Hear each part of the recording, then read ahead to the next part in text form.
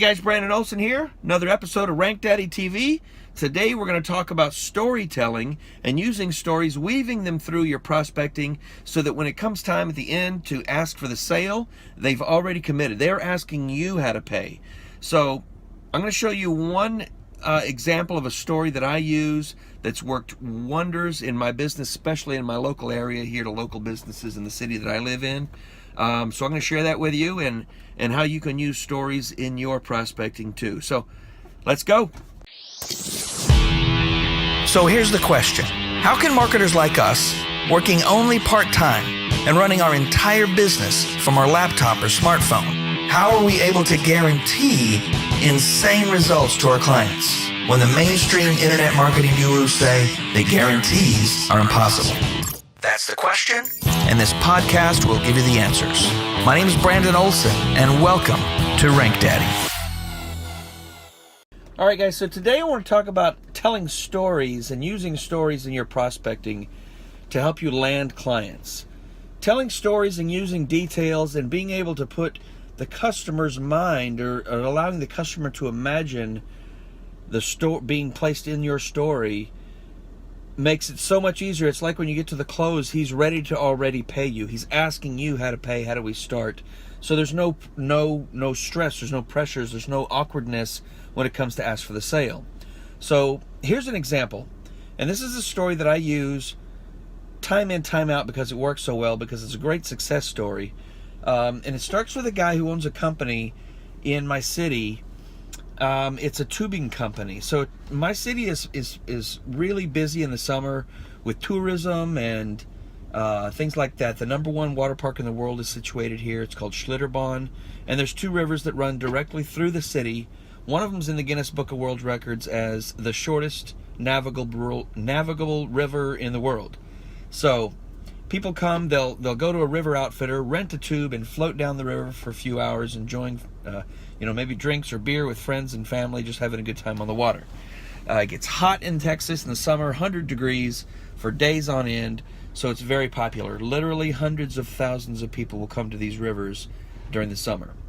So this guy builds a business, a tubing business, and he's nowhere near the water. All the river outfitters generally are sitting on the water or they're a block from the water, because that's where people are coming. They're coming to the river, then they're going to find an outfitter, someplace to rent their tube and plop in the river, float down. When you get to the end, they haul you back up in the shuttle bus back to where you parked. So this guy, there's no land anymore, around the river, or the river's edge, or anywhere near it. So he sets up shop 15 blocks from the entrance of the river and about 8 blocks from the end of the river. And this is the Comal. So the Comal is entirely contained in the city limits of New Braunfels. Comes out of springs, so it's crystal clear spring water, 72 degrees all year long. And at the end of the river, it flows into the Guadalupe River. So it completely ends. The whole river takes about 3 hours to float the whole thing front to back. It's less than 2 miles. It's a very short river, but it's so clear. You can see to the bottom, even where it's the deepest, about 8, 10, 12 feet. So anyway, he sets up shop nowhere near the water. The other outfitters are like, "You're crazy, this isn't going to work." He starts renting. And so he's kind of in a standstill for the first couple of years. He gets to page 3 because it has a website built and doesn't really know how to propel that thing forward, because there's a lot of competition. There's so much money involved in this industry. It's a high profit margin. Literally, the outfitters are making $500,000 a summer easy. And that's just renting the same tubes over and over and over again. So you can imagine the profit level. So he's wondering how he can get to the top of Google, because he knows that's where the money are. He's searched New Braunfels tubes and Comal River tubing and New Braunfels tubing. So he sees the top guys there. It's always the same few companies and the city's website, things that have been established for like 20 years. So he's got to figure out a way to break into that. So he hires an SEO company. They get going, and that's us, by the way. We get him to the page 1 within months. So now he's got an entirely new set of problems. Here he is tubing season has already started, and he has too many customers. And this is one of the problems we face with businesses as we start their SEO campaign, or once we get into it actually. They have too many customers. They have to figure out now, okay, can we expand? Can we hire more staff? Can we grow our fleet, add more trucks or whatever? What do we have to do to keep up with this influx of customers? Because being at the top of Google is an entirely new set of issues to deal with as a business owner. It's a good issue. I mean, it's a good problem to have, right? Too many customers. So what did he do? He can't go buy more buses to move more people, because what's happening is when he opens the doors, there's 200 people waiting to pay and check in, in the morning when he gets there. He opens, the people keep coming, and then there's 3-hour wait in his back parking lot for people to wait in the Texas 100 degrees to get on a bus to be brought to the top of the river. But people keep coming because that's the power of Google. They Google, there he is, he comes, and they show up. So he's like, okay, I'm going to cut off all of my coupons, right? If I'm going to cut people, if I have too many customers, I want to cut off the ones who I'm making the least amount of money on, right? Coupons. And then he cuts off his Groupon. Groupon, kind of a no-brainer, because they take and sell the things for half off, and then they pay you half. So you're getting 25 cents on the dollar. So easy. Cut that Groupon off. Now you've shaved that customer base off. There's still so many customers, but it's manageable. You can't go and buy more buses because the city has an ordinance that says that all buses must be registered before May 1st. Here it is, end of May.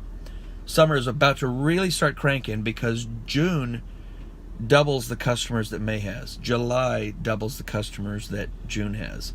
It's about to get really busy. So he is frantic, and he just decides, okay, we're going to raise the prices because there's too many customers.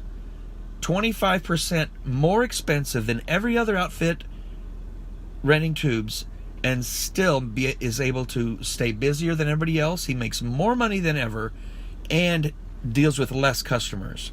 And I don't know if you've dealt with this before in your business, but the people who pay the least normally complain the most. It's the craziest thing. A guy can come in and drop $200 on his family to go tubing, and they have the greatest time ever. Their tube could pop, but they had a blast.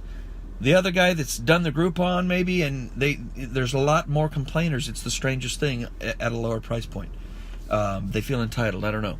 But, so, that's what he does. He raises prices. He's the most expensive outfitter on the entire river, and he's nowhere near the water. He's 15 blocks, remember, from the entrance. There's still hundreds of people waiting when he shows up.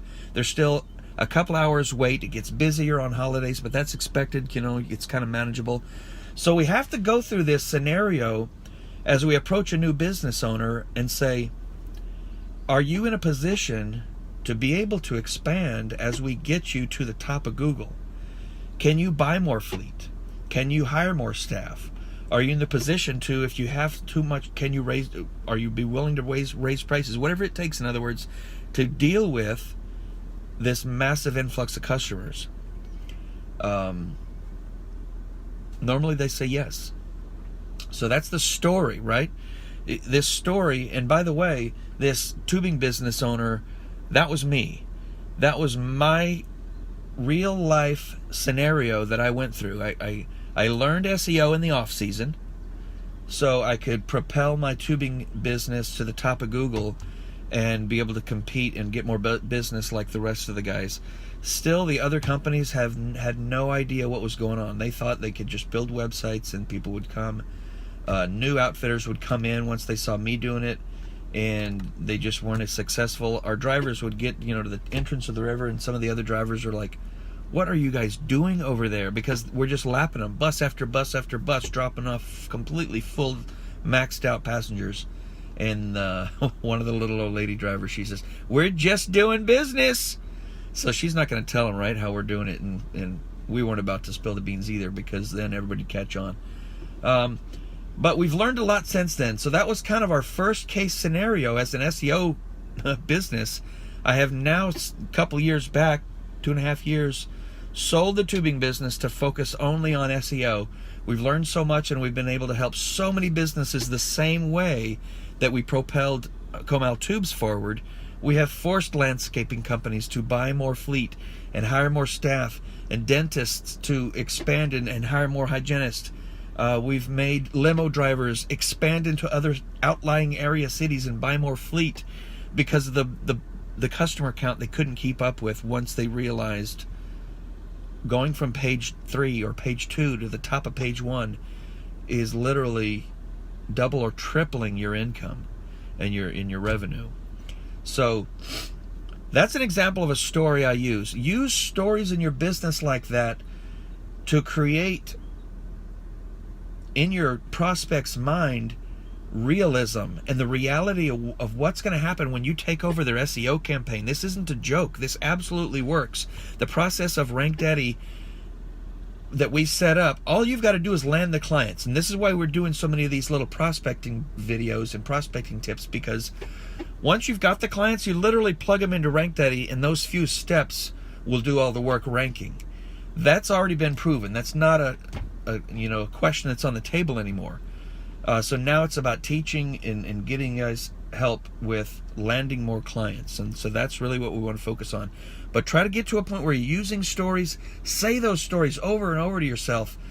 Repeat them so that when you're in front of a customer or on the phone or shooting a screencast video or even an email, the words come out so that that customer is picturing what's about to happen to their business if they give you a chance. And now by this time they're saying, how can we start? And here's what I do. Ooh, sorry about that. Had a little coughing spell there. So I will ask that question to business owners as a prospects. Are you able to either hire more fleet, hire more staff, or buy more fleet, or raise your prices, or whatever it takes to deal with those massive amount of customers as they come in when we get you there? Because a lot of times business owners just, they're too small. They can't handle any of that. They were not in the position to scale. So it's not really a good fit for us to even start an SEO process. So if you, what do you think? Can you do that when we get to that point? And they're like, yeah, we can do that most of the time. I mean, someone will be honest. Someone will say, no, we're not going to be able to grow like that. There's 2 of us here. We got no room to grow. So that's when you know. But most of the times they're going to say, yes, we can. And that's when you say, okay, well, we'll get started tomorrow. I'll send you an invoice and we'll get started now. So that's it, guys. Tell stories, use stories in your sales and your prospecting.